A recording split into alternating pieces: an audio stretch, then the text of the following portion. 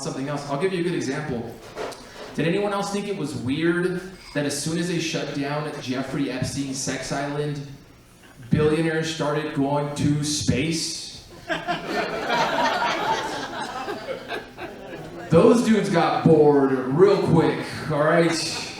I'm like, man, can you guys just chill for like 2 years? The timing of it was really suspicious. It was like 2 weeks after Epstein's suicide, and autistic billionaires were having the weirdest meetings. They're like, hey, this is kind of random, but I need a team of engineers to build me a space shuttle as soon as possible. That timeline is eerily accurate, but I made that conspiracy theory up. Please help me spread it. I would appreciate it, all right? I like a good conspiracy. I like the one where people say the vaccine has a microchip in it. Have you guys heard this?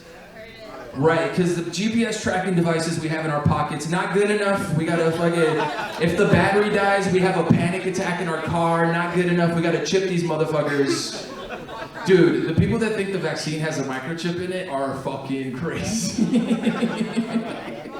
Because it's actually a microscopic school bus with a wacky science teacher in her classroom. And they go on scientific adventures in your body, you guys. If you want to find out why hemoglobin is red, you have to get the Moderna. That's the only way. Or don't. By the way, I'm not a pro or anti-vax dude. I stay the fuck out of people's business. I don't care if you're left, right, alt, wear socks to sleep, whatever horseshit you're into. If you use your turn signals when you drive a car, I think you're a fantastic human being. That is how I judge the content of your character.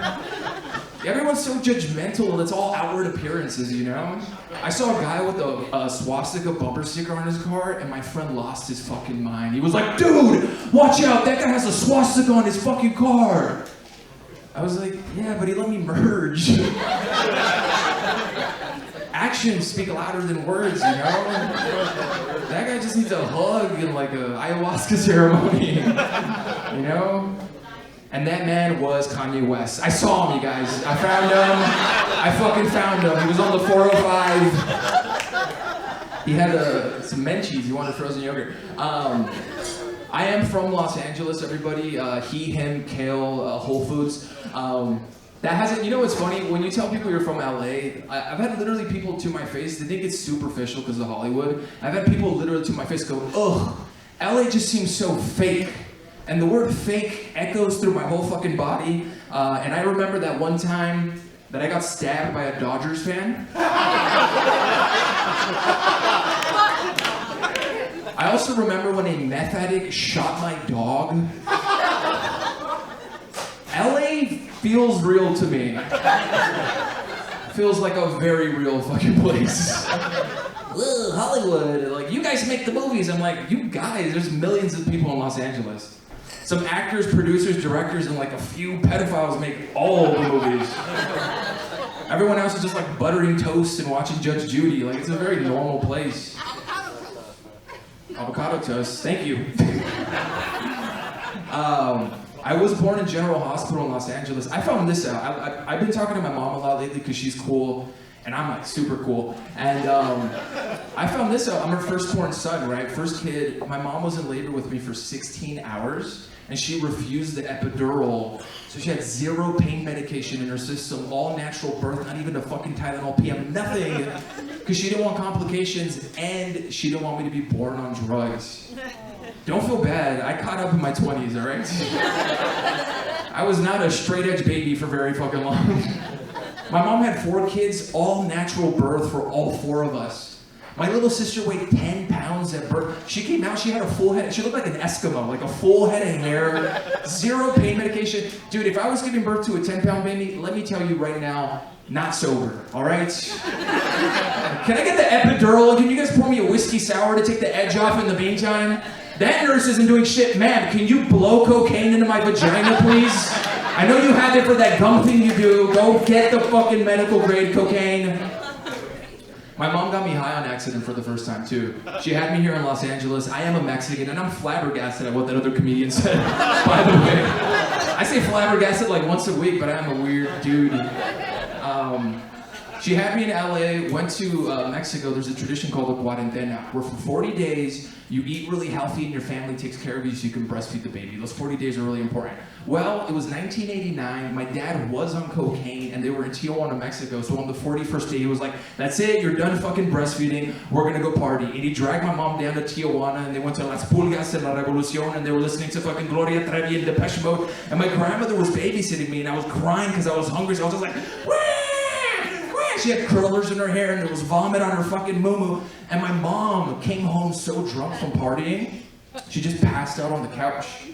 And my grandmother has zero education because she grew up in a little pueblo in Mexico. She didn't know that alcohol goes into breast milk. So she took me and put me on my mom's blacked out titty to feed. So I had my first White Russian when I was 41 days old. And I've been going strong ever since, you guys. My grandmother saw how much fun I was having. She poured herself one. Straight from the tap, lit a Camel Crush, popped the menthol ball. It was a fucking party, all right? My mom is really, this is a weird side. My mom is really cool. My mom was born in Mexico. She came into the United States so that we could be American citizens. Thank you, Mom. And it's funny because my mom actually brought her friends with her. Like, she learned the route through the desert, and she brought some of her friends over. And I like telling that to my conservative friends, because when you tell them your mom illegally snuck Mexicans into the country, they get flabbergasted, all right? They're like, what? Your mom did what? They always say the same thing. They're like, dude, you have to go through the proper channels. I'm like, you already live in the awesome place, motherfucker. If you live in a third world country, the proper channels is like inside of a barrel on a boat. Like, I can't wait to eat a cheeseburger on the Statue of Liberty. Also, too, what is more American than illegally going into another country and just taking whatever the fuck you want? Every time I see a dude selling corn, I fucking salute him. I'm a veteran too, like Jacob. By the way, I'm not woke. I don't know if we should have an open border policy. All I know is that I live in Los Angeles and I love food, and the Hispanic people make all the fucking food. I don't care how exotic the restaurant is. It's like Armenian, Zimbabwean, fucking. They can find the lost city of Atlantis right now, and some hipsters in Silver Lake are like, dude, they have an Atlantean restaurant. You go, your server is a fucking mermaid. There's a half dolphin, half octopus dude making your rolls in the front. Go into the kitchen, there's 4 Mexicans, a Guatemalan, and a white dude with a criminal record. I promise you, with the fucking spider web tattoo on his elbow.